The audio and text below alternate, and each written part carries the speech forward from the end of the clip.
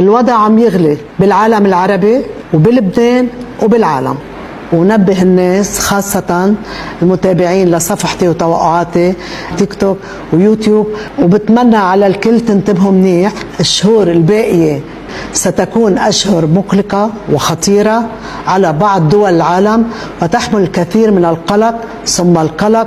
أرى موجة من الخوف والرعب تجتاح أمريكا بسبب أحداث مؤسفة، وستكون أمريكا أمام انتكاسة أشبه بالكارثة. في قلب أوروبا قد تطال شخصية بارزة مما يشكل الكثير من البلبلة والاستنكار والاستفهام، خاصة أن الشخصية المستهدفة هي شخصية دبلوماسية وليست عسكرية.